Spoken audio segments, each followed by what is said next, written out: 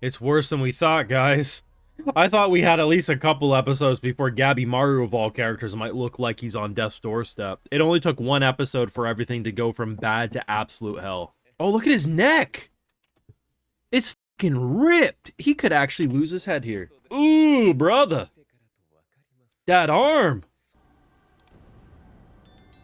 Oh my god, that's the coolest, most disturbing fucking everything.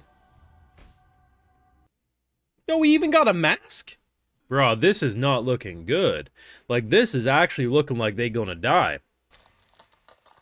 I just heard every rib in his body just shatter from that. Do you really think he's making it out now? I don't. Oh, shit, he gonna shorten it. Oh, he ain't making it back home to his woman. Oh, shit! It's Attack on Titan running! It's a Titan shifter running after them!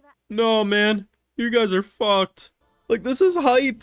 And hilarious and scary. It's every emotion in one. What do we do against this?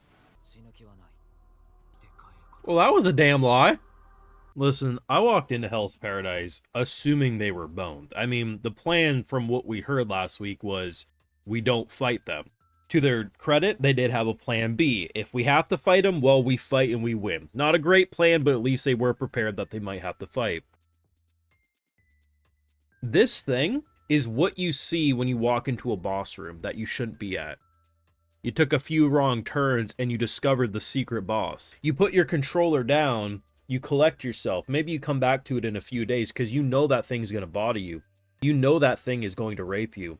So what do? You come back at a different time. But you can't do that here. And the end result is more fucking savage than I was even anticipating. The fact that I saw my boy Maru get so assaulted that at one point he gets kneed so hard you can actually hear, I'm pretty sure, every single rib in his body shatter. And that was actually probably pretty pleasant in the grand picture of what he was dealing with. This thing is easily the coolest design in Hell's Paradise, and unfortunately I don't know how we defeat it. Even if we do, right, this is a singular opponent. Do we really think that all the groups in question are going to be able to deal with this level of monstrosity? No. I'm lowering the hope meter. I say at most we should expect maybe one character per group to make it out of this whole ordeal alive. Holy shit, like peak episode, but I do not envy these motherfuckers. Now, you know what to do. You got this far in the video. You drop a like, share your support, subscribe, ring that bell if you haven't already, and you know what, Patreon, full live reactions do live over there, which does help fund the channel, and videos just like these. Damn, man, like he was...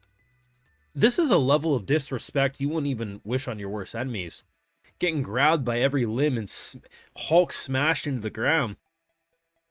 We fought some crazy shit in this show, but this has to be the coolest Like, it's such a cool opponent. I almost find myself rooting against Maru. When your opponent is that fucking aura dripped, and you're like, you know what, if you have to kill our MC, I understand. You are just him at this point.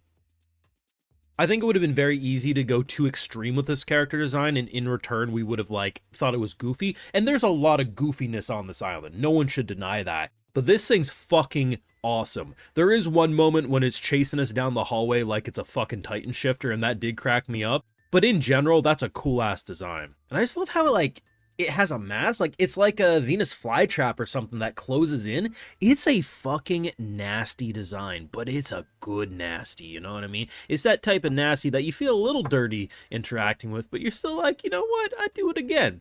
If you know, you know. But I mean, my boy, I assume he makes it out of this situation, right? We already established in this episode basically how they started to, like, kind of counter him, and they did fairly well. And the way they explained it by basically going inside the other person's current, I thought was a really brilliant way to describe how they were initially overpowering them. And I thought it was just such a brilliant way, because usually you would try to overcomplicate it and it would just become so scientifically bullshit that you'd be like, okay, the author's trying too hard, or they just want you to believe in the power of friendship, where the current explanation is like the perfect middle ground to make it make sense, but not go so crazy or so lower that is like, okay, you're not really trying, you know what I mean? This is a singular fight. And like I thought, I said last week, I feel like there's going to be no letting off the brakes anytime soon. Like, this is pedal to the metal. And from what people are telling me, yeah, this is just one big ending. And people are saying that probably one more core is all that's left to adapt by the time seasons 2 is over. And that makes sense to me. But I don't see how there's a happy ending. Bro's out here talking about wanting to see his wife. I mean, brother, I hope there's a heaven. Because that's going to be the only wife you're going to see up in there, if we're being real. Bro is not doing well. Like, Hell's Paradise has been a really fun show since the beginning, and I think in a lot of ways you can enjoy Hell's Paradise as just a mindless action slop fest and have a good time.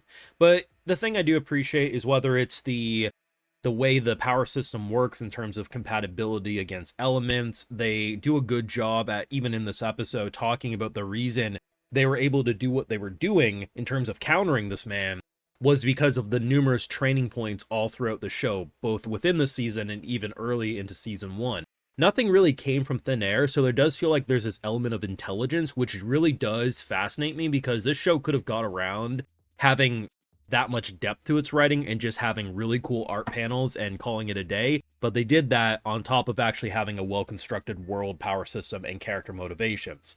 I don't want any of them to die. I think 90% of them are gonna die. That fucking elixir, not to mention the fucking brother. The brother dynamic. What's going to happen there? I don't fucking know, but this was great. You can let me know your thoughts on this week's episode of Hell's Paradise down below. Make sure you drop a like, share your support, subscribe, ring that bell, and yes, Patreon for live reactions you live over there. And other exclusives like, hey, I'd love to give those video shows to my patrons because it make it all possible. Alright, so today we got Kill Zero, Azurl, Nebzin 10, Zine, Charles Polk, Renee Villarreal, and we also have Katrin. So I appreciate the support, everyone. Please take care. Y'all have a good one.